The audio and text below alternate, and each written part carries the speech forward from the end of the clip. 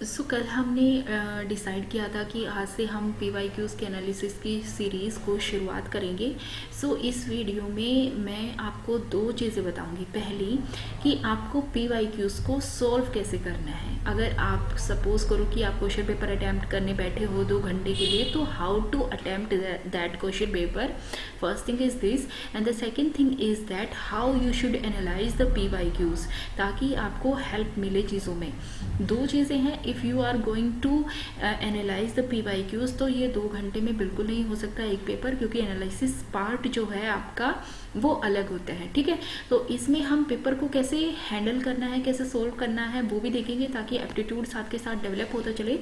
और दूसरा हम ये चीज़ भी देखेंगे कि आपको जब PYQs को क्वेश्चन आप सोल्व कर रहे हो, आप उसको देख रहे हो, बैठ रहे हो, तो आप उसको कैसे एनालाइज करेंगे। ठीक है, तो आज के पेपर में हम 2011 का यानी 2011 का जो क्वेश्चन पेपर है उसको सोल्व करेंगे और उसको एनालाइज करने की कोशिश करेंगे।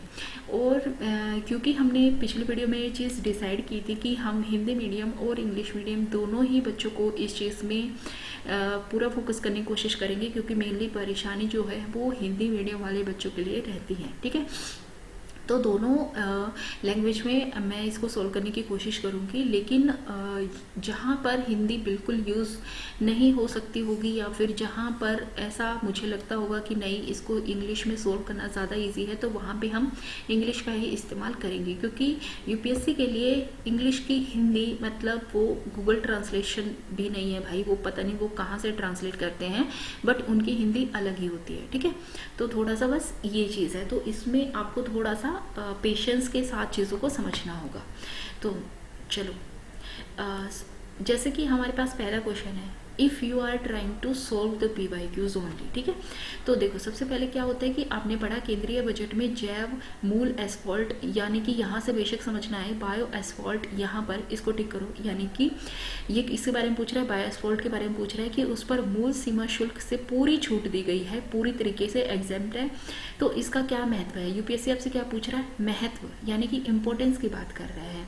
तो अगर वो इम्पोर्टेंस की बात कर रहा है, तो इसका मतलब ये है कि जो भी उसके बारे में पॉजिटिव स्टेटमेंट्स होंगी वो आपके ठीक होंगी। ठीक है, और ये कुछ ऐसे रूल्स होते हैं, या फिर अगर आप फर्स्ट टाइम कर रहे हो तो बेशक से इनको लिख लो, कोई मतलब फ़र्क नहीं पड़ता इस चीज़ में कि आप यार छोटी छोटी चीज़ें लिखो, क्योंकि जब छोटी छोटी चीज़ें करोगे ना तभी बड़ी चीज़ें बनती हैं। तो सबसे पहला है कि इसका क्या महत्व है। ठीक है, मत जाओ, आपने 4 ऑप्शंस देखे। हमारा सबसे पहला हम क्या करते हैं, नॉर्मली जो बिगनर्स होते हैं कि सबसे पहले वो पढ़ना शुरू कर देते हैं, ये गलत लग रहा है, ये सही लग रहा है, ये गलत लग रहा है, ये सही लग रहा है। नहीं, वहाँ आपके पास सिर्फ 2 घंटे हैं, वहाँ ऐसा नहीं करना है। तो सबसे पहले आपने गए, आप ऑप्शंस देखे आपने 4 कि किस तरीके के ऑप्शंस पूछे हैं। उसके बाद अगर UPSC ने इम्पोर्टेंस आपसे पूछी है, 4 ऑप्शंस दे रहा है, तो चारों के चारों UPSC आपको ठीक दे दे, ये बहुत रेयर चांस होते हैं। ऐसा नहीं है कि नहीं होते, बट बहुत रेयर चांस होते हैं। तो आपको इस पे खेलना है।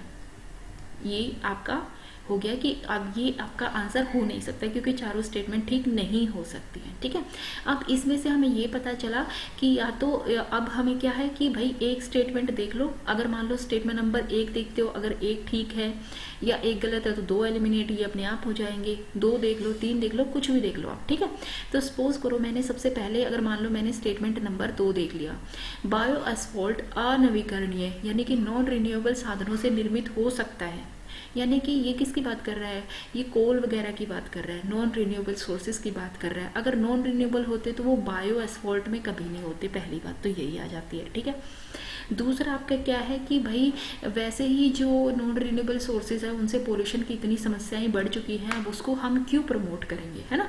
तो इसका मतलब क्या है, ये नेगेटिव स्टेटमेंट चला जाता है, ये नेगेटिव स्टेटमेंट है आपकी, तो इसको यहाँ पे एलिमिनेट करो। यहाँ पे एलिमिनेट करते ये भी गया, ये भी गया, और देखो ये वाला भी गया, तो अपने आप चला गया। ठीक है, ये होता है कि आपको पेपर सॉल्व करना है। ठीक है, दूसरा कि आपको पूछा गया, 3 ऑप्शन दिए, उपयुक्त में से कौन सा उत्सर्जन ऊष्मीय शक्ति यंत्रों से में कोयला दहन से उत्सर्जित होता है, कौन सा निकलता है। तो यहाँ पर जो इस तरीके के UPSC क्वेश्चन पूछते हैं, तो इसमें जो ऑलमोस्ट आंसर होता है वो होता है आपका ऑल ऑफ द अबव। यहाँ पे नहीं होगा, क्यों नहीं होता, क्योंकि सबसे पहले तो देखो इसने पूछा है कि कौन से उत्सर्जन ऊष्मीय शक्ति संयंत्रों में कोयला दहन से उत्सर्जित होते हैं। अगर इसकी इंग्लिश भी जाके देखो तो which of the above is are the emission from the coal combustion of thermal power plant, ठीक है, कौन से होते हैं। अब थर्मल पावर प्लांट कोयला है यार, कुछ भी निकल सकता है उससे, ऑब्वियस सी बात है। Carbon dioxide, oxides of nitrogen, oxides of sulphur, अगर वो सपोज करो कि 1% भी निकल रहा है ना, तो तब भी निकल रहा है वो, उन्होंने ना क्वांटिटी पूछी ना कुछ और पूछा, ठीक है। तो इस तरीके को क्वेश्चंस में आपको कुछ नहीं करना, सीधा ऑल ऑफ द अबव पे ही आंसर लगाना है, ठीक है। फिर तीसरा है जैसे दूर संचार प्रसारण हेतु प्रयुक्त उपग्रहों को भू अपग्रामी कक्षा में रखा जाता है। अब ये भू अपग्रामी कक्षा क्या होती है, मतलब मुझे हिंदी में नहीं पता तो इसको देख लेते हैं। ये होता है आपका जियो स्टेशनरी ऑर्बिट, ओके, जियो स्टेशनरी ऑर्बिट की बात करता है ये सैटेलाइट। तो अगला क्वेश्चन क्या है, एक उपग्रह ऐसी कक्षा में तब होता है, कब होता है, जहाँ 4 ऑप्शन दिए। अब वही बात है, सेम ऐसा ही है, देख लो सेम एज इट इज आपके सेम ऑप्शंस बन रहे हैं, ठीक है। तो आपने क्या किया, सबसे पहले आप जाओ, डी ऑप्शंस नहीं हो सकता भाई, इसको एलिमिनेट करो। अब उसके बाद आप एक स्टेटमेंट देख लो, कोई भी स्टेटमेंट। तो यहाँ पे देखें तो अगर मैं स्टेटमेंट 4 को देखूँ तो इसने बोला है कि कक्षा 22,236 किलोमीटर की तुंगता पर होती है। ये क्या है, ये फैक्ट बता दिया उसने, एक प्लेस फिक्स कर दिया। तो हमें तो पता है कि जियोसिंक्रोनस ऑर्बिट जो होता है वो आपका 22,000 के उस पर तो होता ही नहीं है, ठीक है। तो इसका मतलब ये तो गलत है, ये गलत होते, ये भी गया, ये भी गया, ये आंसर आ गया। तो अपने आप पता चल गया कि ये भी गलत है, ठीक है। तो इससे क्या समझ में आया कि हाँ, अगर ऐसे ऑप्शन हैं तो आपको एलिमिनेट करना पड़ रहा है तो उसको पहले एलिमिनेट कर लो, कोई फर्क नहीं पड़ता। अगर बाद में चेक करने के बाद ऐसा लगता है कि तीनों कोई स्टेटमेंट नहीं हो रही तो फिर देख लेते, उसको कोई फर्क, वो कोई परेशानी वाली बात ही नहीं होती, ठीक है। फिर अगर मान लो देखो अगला है जैसे हाल ही के वर्षों में भारत निरंतर और उच्च खाद्य स्फीति की से गुजरा है, यानी फूड इन्फ्लेशन की ये बात कर रहे हैं। इसके क्या कारण हो सकते हैं कि रेगुलर बेसिस पे जा रही है और हाई जा रही है फूड इन्फ्लेशन। तो सबसे पहले देखो अब इसमें क्या है, कौन से कथन सही है, तो तीनों, फिर वही जाओ कि तीनों के तीनों नहीं हो सकते सही। पहले यही मानना है कि तीनों के तीनों सही नहीं हो सकते, क्यों मानना है, इसको छोड़ दो अभी, ठीक है। बट यही मानना है कि तीनों के तीनों ऐसे स्टेटमेंट्स में नहीं हो सकते, ठीक है। देखो सबसे पहला क्या है कि इसने कहा है उत्तरोत्तर वाणिज्यिक फसलों की खेती में प्रयुक्त होने के कारण खाद्यान्नों का कृषि क्षेत्र विगत 5 वर्षों में लगातार घटते हुए लगभग 30% तक घट गया है, ठीक है। अब इसमें देखो क्या कह रहा है, वो लगातार घट रहा है, 5 सालों में कॉन्टिन्यूसली डिक्रीज हो रहा है। बट मे भी हो सकता है ना, अगर आपने बिल्कुल नहीं पढ़ा, क्योंकि नहीं पढ़ते भाई, कौन पढ़ता है इसको पिछले 5 सालों के स्टेटमेंट को, लेकिन अगर आपने नहीं पढ़ा बट वो बोल रहा है कि कॉन्टिन्यूसली ऐसा हो रहा है, तो मे भी हो सकता है कि किसी न किसी का में बढ़ गया हो, ऐसा भी तो हो सकता है ना कि आपको वो स्टेटमेंट ढूंढनी है जहाँ पर गलतियाँ होने की संभावनाएं ज़्यादा होती है। तो पहली स्टेटमेंट गलत, पहली स्टेटमेंट गलत, ये गई, तो सीधा आपका स्टेटमेंट ये हो गया, ठीक है। इस तरीके से आपको करने हैं क्वेश्चन सॉल्व। अब हम जाएंगे एनालिसिस कैसे करना है। और अगर मैं कहूँ तो थोड़ा सा हिंदी मीडियम वाले बच्चों के लिए कि प्लीज़ अगर आप एनालिसिस को थोड़ा सा इंग्लिश वाले क्वेश्चन देख के कर पाओ तो ज़्यादा बेहतर होगा। बट ठीक है, मतलब मैं बताऊंगी हिंदी में भी कैसे करेंगे, बट उसको ज़्यादा अच्छी बात है कि अगर आप एनालिसिस करते हुए, और अभी तो क्योंकि जनवरी एंड है यानी फरवरी शुरू है, तो फरवरी मार्च अप्रैल अभी आपके पास 3 महीने हैं। तो आई थिंक इतना तो हम मतलब हिंदी मीडियम में भी अगर थोड़ा बहुत इंग्लिश में करते तो थोड़ा सा फेमिलियर तो हम हो जाएंगे, ताकि हमारा क्वेश्चन सोल्व हो जाए। वहाँ इतनी चाहिए हमें, ज़्यादा नहीं चाहिए, ठीक है। तो देखो सबसे पहले क्या है कि क्वेश्चन वही आता है आपका कि यूनियन बजट में आपसे पूछा गया बायो असफॉल्ट के बारे में। अब आपको एनालिसिस करना है। एनालिसिस करते हुए आपने सबसे पहले क्या देखा कि ये टॉपिक आपका किससे रिलेटेड है, ये टॉपिक आपका एनवायरनमेंट से रिलेटेड है, या इससे भी ज़्यादा बेहतर तरीके से कहूँ तो ये एनवायरनमेंट आपका ये टॉपिक आपका ज्योग्राफी से रिलेटेड है, क्योंकि ज्योग्राफी में भी आपको ये सब कुछ तो पढ़ना ही पड़ता है, ठीक है। स्पेशली अगर आप ज्योग्राफी ऑप्शनल की बात करते हैं, क्योंकि उसमें तो एनवायरनमेंट वगैरह सब कुछ इन्वॉल्व हो ही जाता है। तो देखो ये देखा आपने। अब एनालिसिस करते हुए आपने ये तो देख लिया कि देखो सेम टाइप के क्वेश्चंस आपको मिल रहे हैं, ये चीज़ आपने नोट कर लिया, ठीक है। अब एनालिसिस करते हुए आपको चारों के चारों स्टेटमेंट जाना है, वहाँ से आपको चीज़ें ढूंढनी है। कैसे? Unlike traditional asphalt, bio asphalt is not based on fossil fuel. यहाँ पे देखो ये क्या कह रहा है कि वो फॉसिल फ्यूल पे बेस्ड नहीं है, तभी वो इम्पोर्टेंट है यूपीएससी के लिए, और इसलिए उसने क्वेश्चन पूछा। यानी ये जनरल स्टेटमेंट है, पॉजिटिव स्टेटमेंट है, यहीं पे लिख लो कि ये पॉजिटिव स्टेटमेंट है, ठीक है। ठीक है गलत है मत लिखो भी। दूसरा, bio asphalt can be made from non renewable sources. अब देखो यहाँ पे तो फिर लोचा हो गया। कैसे?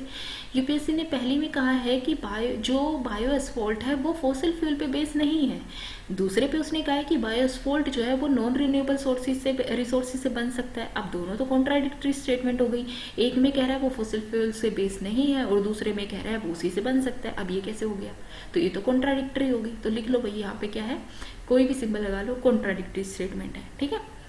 तीसरा, bio asphalt can be made from organic waste material. अब देखो, अब ये कह रहा है कि यहाँ पे कह रहा है वो बन सकता है नॉन रिन्यूएबल सोर्सेज से, यहाँ पे कह रहा है वो नहीं बनता फॉसिल फ्यूल से, यहाँ पे वो कह रहा है वो बनता है ऑर्गेनिक मटेरियल से। इसका मतलब अगर देखी जाए तो ये दोनों स्टेटमेंट भी आपस में क्या है, कॉन्ट्राडिक्टरी स्टेटमेंट है। और अगर मैं कहूँ तो आपकी फर्स्ट एंड थर्ड स्टेटमेंट ये आपकी कॉन्ट्राडिक्टरी स्टेटमेंट नहीं है, ये आपकी कॉम्प्लीमेंट्री स्टेटमेंट है। ठीक है, क्योंकि ये भी बात कर रहा है पॉजिटिव के बारे में और ये भी बात कर रहा है पॉजिटिव के बारे में, इंपॉर्टेंस की बात कर रहे हैं ना वो आपको। तो यूपीएससी कभी भी ऐसे क्वेश्चंस नहीं पूछेगा जो इम्पोर्टेंट मतलब वो दिखाते हो कि भाई हाँ ठीक है इंपॉर्टेंस नहीं है, नेगेटिव चीज़ें क्यों देगा। फिर फोर्थ कह रहा है it is eco friendly to use bio asphalt for the surfacing of surface. इसका मतलब वो इको फ्रेंडली है, ऑब्वियस सी बात है, तभी वो इंपॉर्टेंट है, तभी उसको प्रमोट किया जा रहा है, तभी उस पर एग्जामिशंस लगाई जा रही है। यानी क्या है, ये भी पॉजिटिव स्टेटमेंट है। 3 पॉजिटिव स्टेटमेंट है, 1 नेगेटिव स्टेटमेंट है। क्या करोगे, नेगेटिव स्टेटमेंट को एलिमिनेट कर दो, 2 को एलिमिनेट किया, ये गया यहाँ। तो यहाँ से समझ में आया कि 4 के 4 ऑप्शंस क्यों नहीं हो सकते। ठीक है, तो यहाँ पे ये सारी चीज़ें, अब ये चीज़ें आपको ये रूल्स नोट कर लेने हैं। क्यों? क्योंकि यहाँ से क्या रूल्स निकल के आते हैं कि कॉम्प्लीमेंट्री स्टेटमेंट्स हमेशा साथ जाएंगी, कॉन्ट्राडिक्टरी स्टेटमेंट साथ नहीं जाएंगी। ठीक है, कॉन्ट्राडिक्टरी स्टेटमेंट में दोनों चीज़ें गलत होंगी ही होंगी, दोनों में से कोई एक चीज़ ठीक होगी तो एक चीज़ कोई गलत होगी। ये चीज़ हमें देखनी है एनालिसिस करते हुए। ठीक है, अब यहाँ पे आपको देखो चारों के चारों का आपको पता चल गया कि अगर ये ठीक है तो क्यों ठीक है, ये गलत है तो क्यों गलत है। ठीक है, अब बाकी आपको क्या है, इस टॉपिक पे आपको बायो एस्फॉल्ट के बारे में पढ़ लेना है, ताकि मतलब ये हो सकता है कि इन फ्यूचर अगर मान लो सपोज करो, खासकर वो तब जब वो उस साल करंट अफेयर्स न्यूज़ में रहा हो, तब उसको देखो कि हाँ ये चीज़ करंट अफेयर्स में भी है, तो चलो यार यूपीएससी ने पूछा हुआ है तो उसको एक रिविज़न हो जाता है। ठीक है, तो यही है आपका PYQs का एनालिसिस। अब एनालाइज कैसे करना है वो चीज़ समझ में आ गई ना। ठीक है, अब देखो जैसे मान लो कि ये क्वेश्चन है, satellite used for telecommunication relay are kept in a geostationary orbit में है, उसी से पूछा गया है। अब इसमें यहाँ पे देखो, सबसे पहले उसने बोला है कि वो आपके एल्टीट्यूड पे होता है 22,000, तो लेकिन ये हम सबको पता है कि वो 22,000 एल्टीट्यूड पे तो नहीं होता। ठीक है, अप्रोक्सीमेट वो 35,000 के उस पर होता है। ठीक है, तो इसका मतलब ये है कि भाई यहाँ तो ये एक फैक्ट है जो हम सबको ऑलमोस्ट पता होता है, बट अगर किसी को नहीं भी पता तो फिर याद रखना है कि जो यूपीएससी है, अगर फैक्ट बेस्ड यूपीएससी कोई चीज़ देता है तो वो स्टेटमेंट मोस्टली क्या होती हैं, गलत होती हैं। जब कब फैक्ट ठीक होंगे वो भी अलग से रूल है, उसको भी जब क्वेश्चन आएगा तब हम बात करेंगे कि कब ठीक होंगे। ठीक है, तो 4th गया तो आपका वैसे ही आंसर निकल गया। बट आप देख लो तो ये जियो सिंक्रोनस है। ठीक है, ऑर्बिट सर्कुलर है, orbit lies in the plane of the earth equator, ये तीनों इसकी विशेषताएं हैं। ठीक है, तो ये तो तीनों कैरेक्टरिस्टिक्स हैं, इसका मतलब तीनों सही है। ठीक है, यहाँ से आपका टॉपिक क्या निकल के आया, यहाँ पे आपका टॉपिक निकल के आया कितने टाइप के ऑर्बिट्स होते हैं आपके। जियो सिंक्रोनस होता है, लियो ऑर्बिट होता है, मियो ऑर्बिट होता है, जियो स्टेशनरी होता है, इन सब में क्या डिफरेंसेस है क्या नहीं है, ये किसका टॉपिक है, साइंस का टॉपिक है। ठीक है, अब देखो अगर मान लो इस तरीके के क्वेश्चन आ रहे हैं कि उसमें पूछ रहे हैं कौन सा इमिशन होता है, तो आंख बंद करके इसमें आपको ऑप्शन 1, 2 और 3 लगाना है, ज़्यादा नहीं सोचना है। क्योंकि ऐसा होता है कि भाई अगर मान लो 1% भी रिलीज हो रही है कोई भी गैस तो वो होगी ना। ठीक है, ऐसा तो नहीं है वो नहीं हो रही उसको काउंट करना छोड़ देंगे, उसको हम काउंट करेंगे। ठीक है, तो इसलिए ये सारे के सारे ठीक है। अब इनमें से कब सारे ठीक नहीं होंगे, एक क्वेश्चन है जो कि जिसमें कि ऐसा क्वेश्चन है बट तीनों ठीक नहीं होते, तो वो जब क्वेश्चन आएगा तब उसके बारे में भी हम बात करेंगे। अब यही है फोर्थ में कह रहा है कि आपके पास परसिस्टेंट यानी लगातार और हाई फूड इन्फ्लेशन बढ़ रही है रिसेंट पास्ट में, उसके क्या रीज़न हो सकते हैं। तो सबसे पहले यहाँ पे टॉपिक क्या है आपका, इन्फ्लेशन यहाँ पे फूड वाली इन्फ्लेशन है। ठीक है, एक अलग बात है, लेकिन यहाँ से दिखा क्या कि यार इन्फ्लेशन का टॉपिक, और इन्फ्लेशन से यूपीएससी ऑलमोस्ट हर साल क्वेश्चन पूछता है, तो इन्फ्लेशन को आपको बहुत अच्छे तरीके से याद करके जाना है, ठीक है, एनालाइज करते हुए। ठीक है, आप देखो सबसे पहले क्या है कि अगर मैं कहूँ यहाँ पे due to gradual switch over to the cultivation of commercial crops, कि जब आप कमर्शियल क्रॉप पे स्विच कर गए हो, the area under the cultivation of food grain has steadily decrease, तो फूड ग्रेन्स के अंदर जो एरिया आता है वो लगातार घट रहा है, पिछले 5 सालों में बाय 30% घट गया है, इसलिए फूड इन्फ्लेशन हो रहा है। लेकिन फूड इन्फ्लेशन होते हुए भी हम ये चीज़ देखते हैं कि कुछ जो कमोडिटीज़ हैं उनके प्राइस बढ़ते हैं, कुछ कमोडिटीज़ के प्राइस नहीं बढ़ते हैं, तो वो भी एक किस्म से आपकी फिर फूड इन्फ्लेशन में जाती है।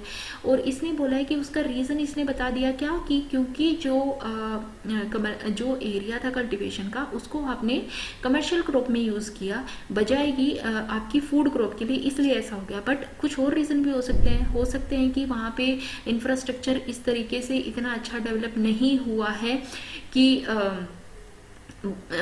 आप जो है चीज़ों को ढंग से टाइम पे पहुंचा सको, क्योंकि फूड में पेरिशेबल गुड्स भी तो आती है ना, तो वो जल्दी ख़राब हो जाए, मे भी ऐसा हो सकता है, ठीक है। तो ये एक अकेला रीज़न तो नहीं हो सकता, ठीक है। तो और दूसरा यहाँ पे वो बोल रहा है क्या, स्टेडिली डिक्रीज कर रहा है, कॉन्टिन्यूसली कर रहा है। सपोज करो वो 1 क्वार्टर में भी बढ़ गया, यार 4 क्वार्टर के डाटा निकलते हैं, अगर वो 1 क्वार्टर में भी बढ़ गया तो ये कंसिस्टेंट वाली जो चीज़ हो जाती है, स्टेडिली डिक्रीज वाली चीज़ हो जाती है, वो तो गलत हो जाती है। तो इसका मतलब क्या है, यहाँ पे ये चीज़ गलत है। यानी क्या निकल के आया, क्वेश्चन है आपका किससे, इकोनॉमी से रिलेटेड या फिर फूड इन्फ्लेशन तो एग्रीकल्चर से लगा सकते हो, बट मोस्टली इकोनॉमी से रिलेटेड है। तो यहाँ से क्या पता चला, इन्फ्लेशन का टॉपिक है।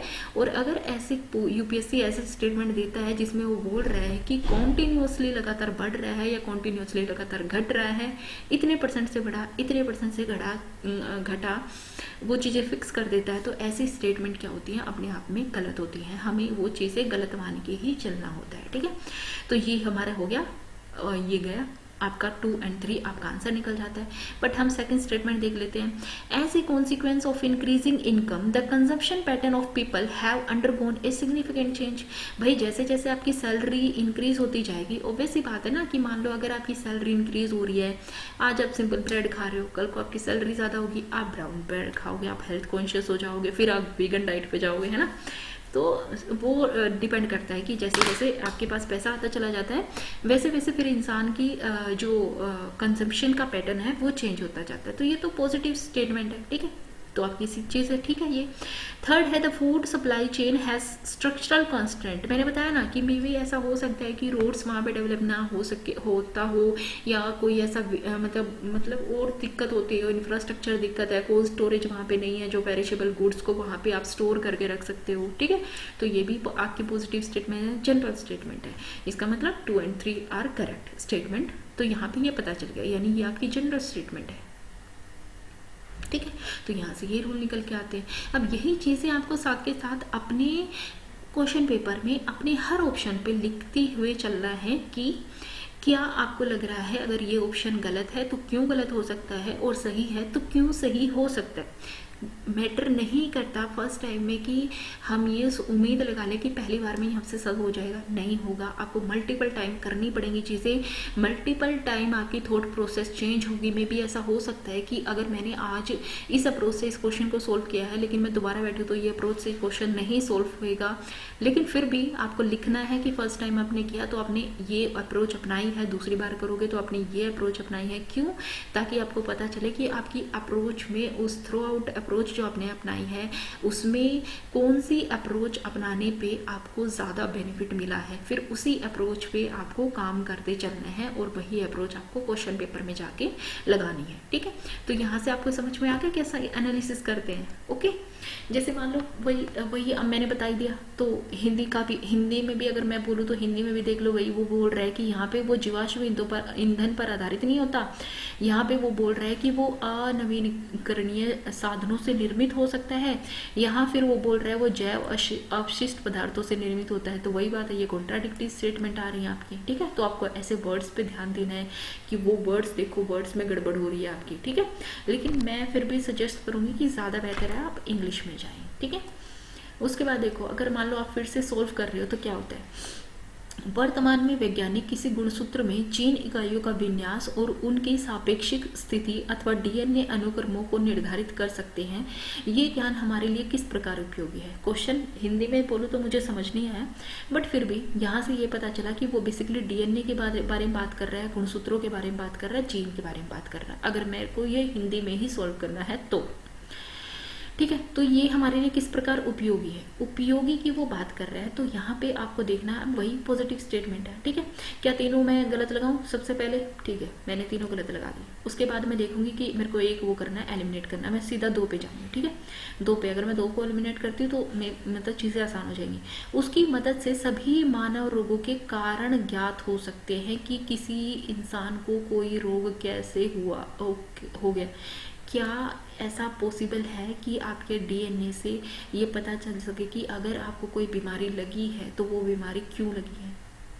It is not possible. चाहे साइंस कितनी भी तरक्की कर ले, बट ऐसा पॉसिबल नहीं है। और इसने आपको जो बोला है उसने ये नहीं बोला, अगर ये स्टेटमेंट ऐसे होती कि इसकी मदद से मानव रोगों के कारण ज्ञात हो सकते हैं तो वो स्टेटमेंट सही होती, लेकिन इसने बोला है कि इसकी मदद से सभी मानव रोगों के कारण ज्ञात हो सकते हैं, तो नहीं हो सकते। ठीक है, सभी के नहीं हो सकते। तो 2 को गया, एलिमिनेट किया अपने, ये गया।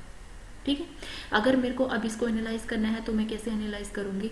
At present scientist can determine the arrangement और रिलेटिव पोजीशन ऑफ जीन्स और DNA sequence of A chromosome. तो यहाँ से आपको क्या पता चला? यहाँ से आपको पता होना चाहिए जीन किसे कहते हैं, यहाँ से आपको पता होना चाहिए क्रोमोसोम किसे कहते हैं, यहाँ से आपको पता होना चाहिए डीएनए क्या कहते हैं। ठीक, इसमें कौन से प्रोटीन्स होते हैं।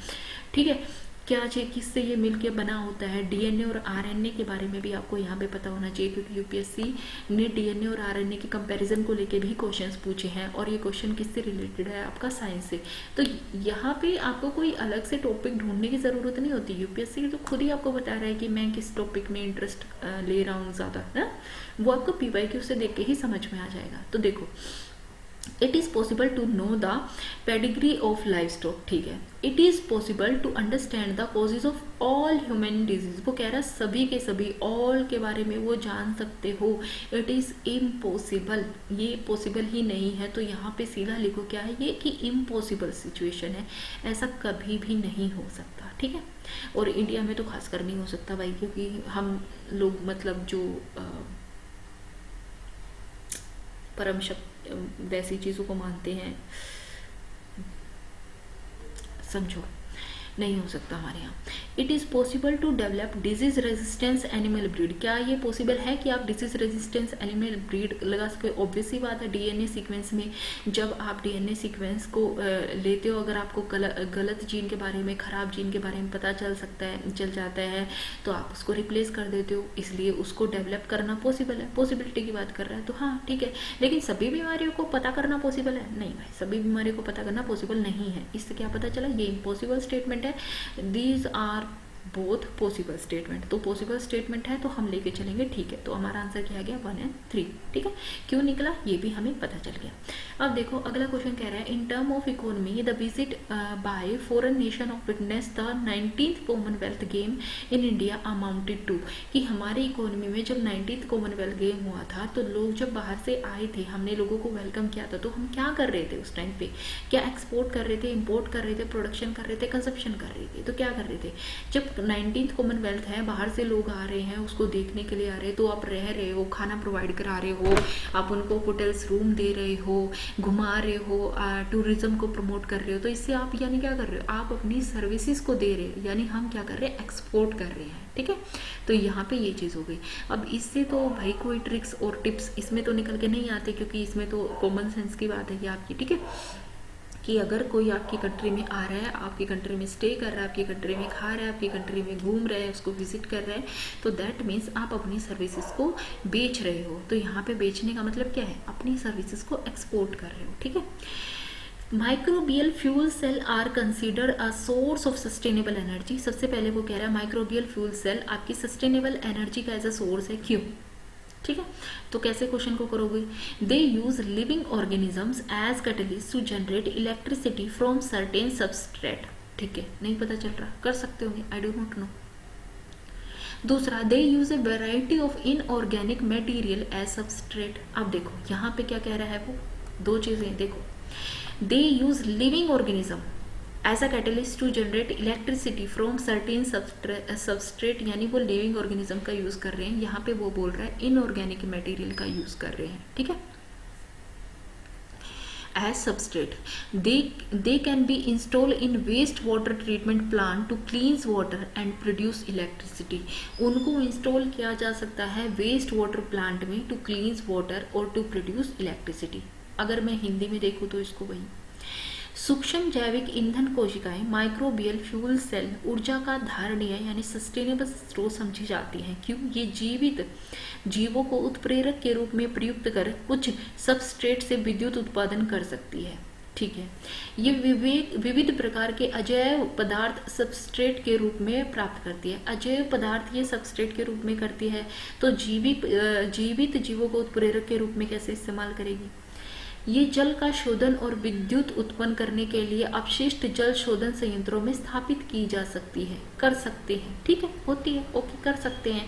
यहाँ भी ये बोल रहा है कर सकते हैं, यहाँ पे ये बोल रहा है ये विविध प्रकार के अजैव पदार्थ सबस्ट्रेट के रूप में प्रयुक्त करती हैं।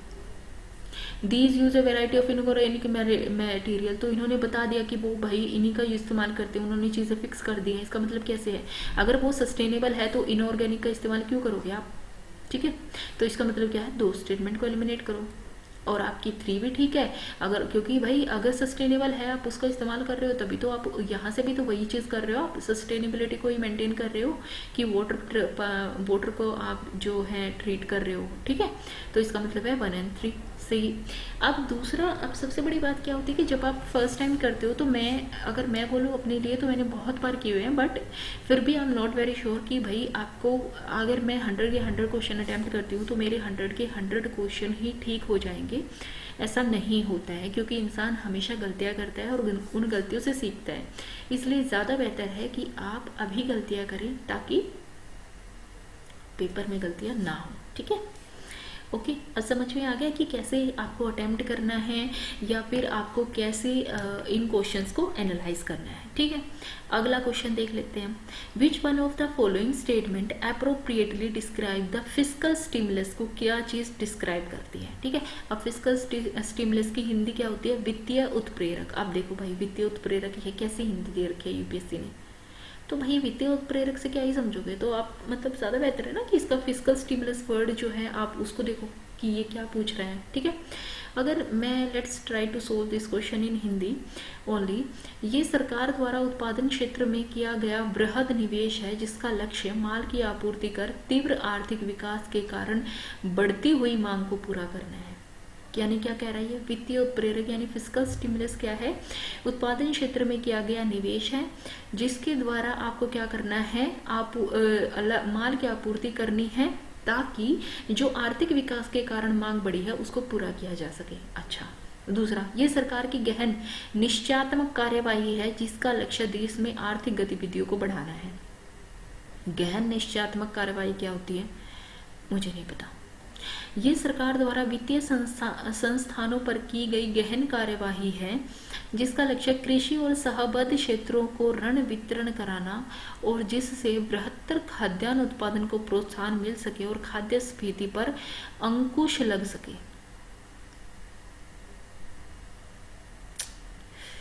इंग्लिश ज़्यादा बेहतर है। यह सरकार की चरम निश्चयात्मक कार्रवाई है। अब ये चरम क्या होता है भाई, जिसका लक्ष्य वित्तीय समावेशन नीति का अनुसरण करना है। मुझे लगता है यही होगा हिंदी के देखे तो, I do not know, let's go to English.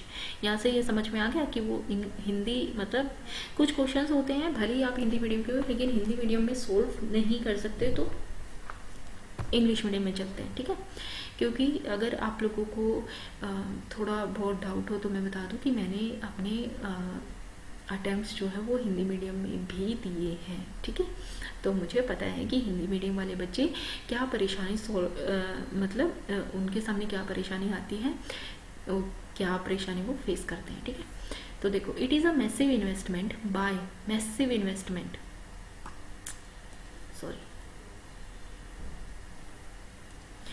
Massive investment by the government in manufacturing sector, ये मैन्युफैक्चरिंग सेक्टर की बात कर रहे हैं। To ensure the supply of goods to meet the demand surges cost, यहाँ पे क्या बात कर रहे हैं, हिंदी में देखा नहीं समझ में आया, लेकिन यहाँ से समझ में आया कि वो इन्वेस्टमेंट की बात कर रहे हैं मैन्युफैक्चरिंग सेक्टर में, यानी एक सेक्टर उसने स्पेसिफाई कर दिया, ठीक है। It is an intense affirmative action of the government to boost economic activities को बूस्ट करना इसका मतलब है, ठीक है। It is the government intensive action, अब ये इंटेंसिव एक्शन क्या होते हैं, to intensive action on financial institution, अब ये बताएगा फाइनेंशियल इंस्टीट्यूशन पे, to ensure distribution of loan to agriculture and allied sector to promote greater food and to greater food production and contain food inflation. अब ये आप government कैसे action ले सकती है भाई फाइनेंशियल इंस्टीट्यूशन पे ये इंश्योर करने के लिए, उनको जेल डाल देगी क्या, कैसे स्टेटमेंट है ये। It is an extreme affirmative action by the government to pursue its policy of financial inclusion, यानी कि सभी को उसमें आप क्या कहते हैं वित्तीय समावेशन के अंदर लेके आना, ठीक है। अब देखो ये क्या कह रहा है, फिस्कल स्टिमुलस, इसका मतलब क्या होता है, सबसे पहली बात तो यही होता है, जब आप एनालिसिस करते हो तो सबसे पहले आपको यही जानना है कि फिस्कल स्टिमुलस का मतलब होता है तो क्या होता है। दूसरी बात आपने क्या चीज़ नोट करी है, फर्स्ट ऑप्शन में आपने नोट किया कि वो इन्वेस्टमेंट की बात कर रहा है, मैसिव इन्वेस्टमेंट की बात कर रहा है मैन्युफैक्चरिंग सेक्टर में। सेकंड में वो बात कर रहा है इंटेंसिव एक्शन लेने की बात कर रहा है फाइनेंशियल इंस्टीट्यूशन पे, उसके बाद वो अश्योरिटी दे रहा है ताकि लोन डिस्ट्रीब्यूट हो सके। दूसरी स्टेटमेंट में वो बात कर रहा है इंटेंस अफर्मेटिव एक्शंस के to boost economic activities in the countries, और फोर्थ में वो बात कर रहा है एक्सट्रीम अफर्मेटिव एक्शन के to pursue its policy of financial inclusion, ठीक है। तो अब इससे क्या चीज़ समझ में आती है कि यहाँ भी उसने सेंटर स्पेसिफाई कर दिया, सेंटर नहीं सॉरी सेक्टर स्पेसिफाई कर दिया मैन्युफैक्चरिंग सेक्टर, यहाँ भी उसने सेक्टर स्पेसिफाई कर दिया कि वो इस पर्टिकुलर सेक्टर पे लगाएगा। यहाँ वो बोल रहा है फाइनेंशियल इंक्लूजन की, फाइनेंशियल इंक्लूजन तो अलग चीज़ होती है, फाइनेंशियल स्टिमुलस अलग चीज़ होती है, और फिर भी वो क्या बोल रहा है, देखो यहाँ पे वर्ड देखो, एक्सट्रीम अफर्मेटिव एक्शन की, एक्सट्रीम कोई भी चीज़ चाहे वो अच्छी हो चाहे वो बुरी हो, वो हमेशा क्या होती है, गलती होती है, ये सबको पता है। अगर आप बहुत मतलब एक्सट्रीम तरीके से टेंशन लेके घूम रहे हो कि यूपीएससी का पेपर है, मेरे को करना है, अपनी हेल्थ का ध्यान नहीं रख रही, वो भी गलत है। अगर आप बिल्कुल ही फ्री हो, चिल कर रहे हो कि चल जो होता है देखा जाएगा, तो भी गलत है। तो एक्सट्रीम अति हर चीज़ की गलत होती है, अति सर्वत्र वर्ज्यते यही बोला जाता है ना। तो इसका मतलब क्या है, सबसे बेस्ट ऑप्शन क्या है कि ये इंटेंस एक्शन है, अफर्मेटिव एक्शन है गवर्नमेंट का to boost economic activity, obvious सी बात है, ठीक है। इसमें क्या है, आपको इकोनॉमिक एक्टिविटी यानी आपको सारे सेक्टर की बात कर रहा है, इंक्लूड कर दिया उसने सारे के सारे सेक्टर्स को, ठीक है। तो यहाँ पे आपको क्या पता चला कि अगर आपको स्टेटमेंट आपको समझ नहीं आ रहा कि कौन सा आंसर होगा, तो आपको क्या करना है, आपको ऐसी स्टेटमेंट ढूंढनी है जिसमें इंक्लूजन हो, जो सबको मिला के चले, किसी पर्टिकुलर सेक्टर की बात ना करें। तो यहाँ पे बी ऑप्शन ज़्यादा सही क्यों है, क्योंकि यहाँ पे ये सिर्फ सेक्टर स्पेसिफिक बात कर रहे हैं कि पर्टिकुलर सेक्टर में ये चीज़ करनी है। लेकिन अगर आप पर्टिकुलर सेक्टर में जाते हो तब आप फिजिकल स्टिमुलस यानी कि जो आप इकोनॉमी को बूस्ट करना चाह रहे हो वो किसी पर्टिकुलर फील्ड में जाके तो नहीं होगा, आपको सारे के सारे फील्ड पे, चाहे वो एग्रीकल्चर हो, मैन्युफैक्चरिंग हो, सर्विसेज हो, टूरिज्म हो, कुछ भी हो, आपको हर चीज़ पे जाके काम करना पड़ेगा, ठीक है। समझ में आ गई बात, ठीक है। अब मान लो अगर क्वेश्चन नंबर 9, तो यहाँ पे क्या कह रहा है, the formation of ozone hole, अगर मैं इसको हिंदी में करूँ तो अंटार्कटिका क्षेत्र में ओजोन छिद्र का बनना चिंता का विषय है। इस छिद्र के बनने का संभावित कारण क्या हो सकता है। देखो अब यहाँ पे क्या है, संभावित कारण की बात पूछ रहा है, इसका मतलब क्या है, कारण है कोई नेगेटिव चीज़, पॉजिटिव चीज़ तो कारण नहीं हो सकती छिद्र बनने का। इसका मतलब क्या है कि पॉजिटिव चीज़ें अगर हैं एलिमिनेट करते चलो, नेगेटिव चीज़ें मिले तो उसको आंसर में लेके आओ, ठीक है। अब देखो विशिष्ट शोभ मंडलीय विक्षोभ की उपस्थिति और क्लोरोफ्लोरोकार्बन का अंतर्प्रवाह, विशिष्ट ध्रुवीय वाताग्र और समतापीय मंडलीय बादलों की उपस्थिति, क्लोरोफ्लोरोकार्बन का अंतर्प्रवाह, ध्रुवीय वाताग्र समतापीय बादलों की अनुपस्थिति, मीथेन और क्लोरोफ्लोरोकार्बन का अंतर्प्रवाह, वैश्विक तापमान से ध्रुवीय प्रदेशों में हुई तापमान वृद्धि। मैं मेरे से हिंदी में नहीं होगा ये, I am very sorry.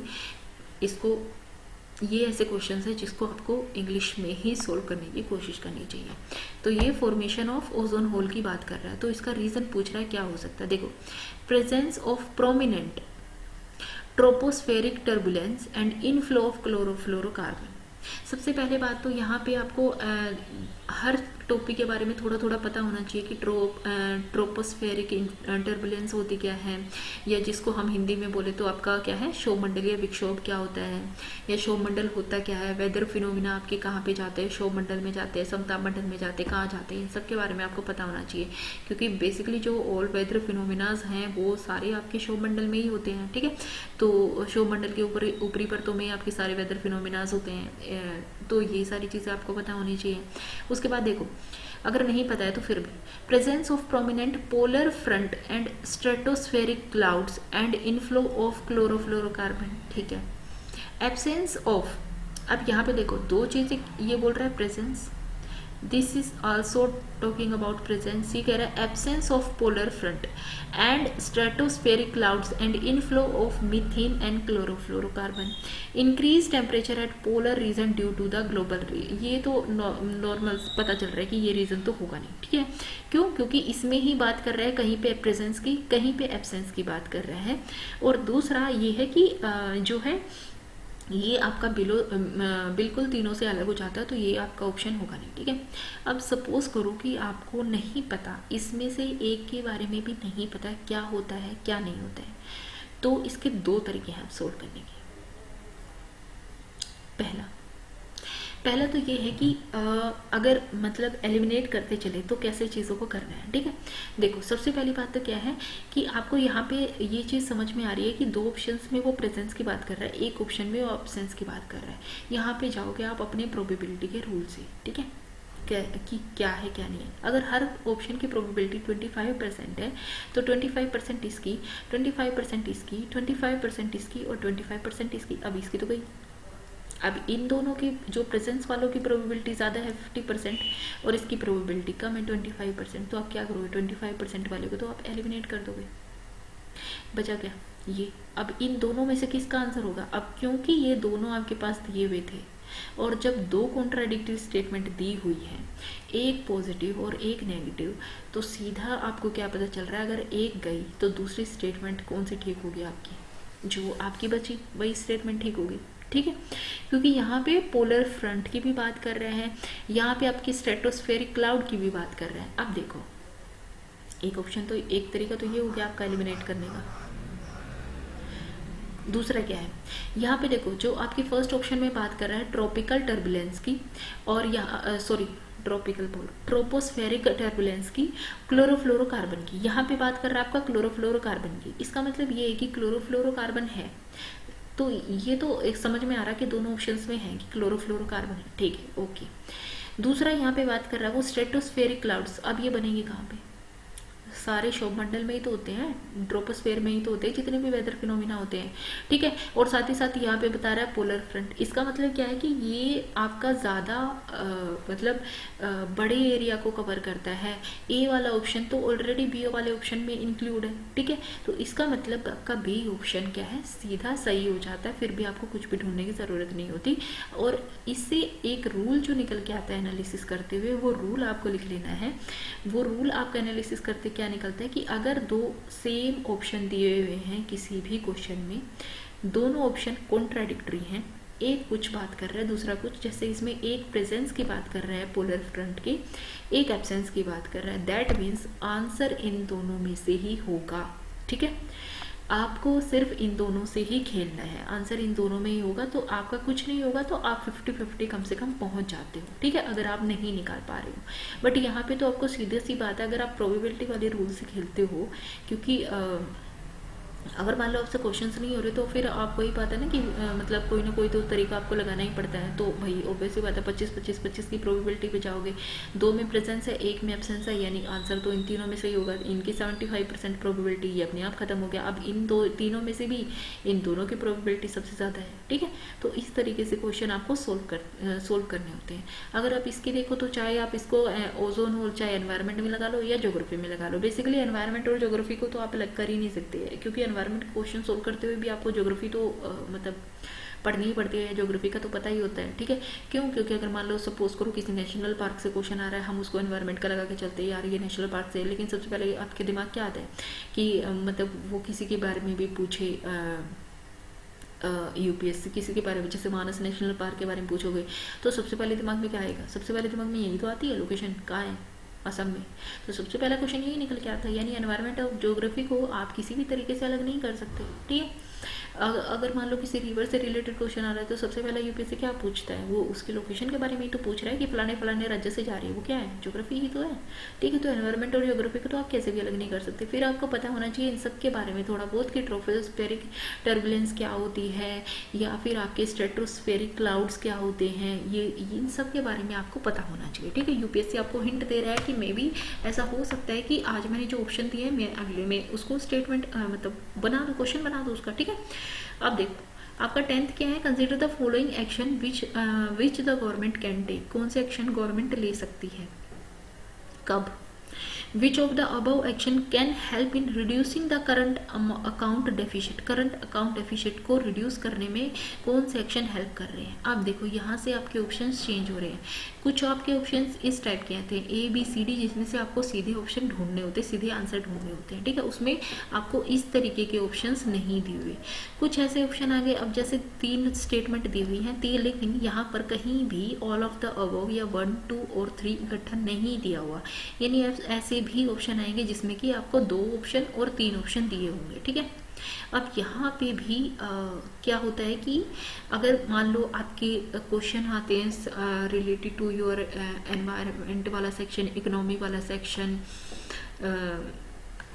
Science वाला सेक्शन, तो आप जाओगे 2 पे, और अगर मान लो हिस्ट्री वाला आता है तो आप 1 पे, बट वो बात की बात है, उसको नहीं अभी थोड़ा सा मतलब नॉलेज से ही सोल्व करने की कोशिश करते हैं, ज़्यादा बेहतर है।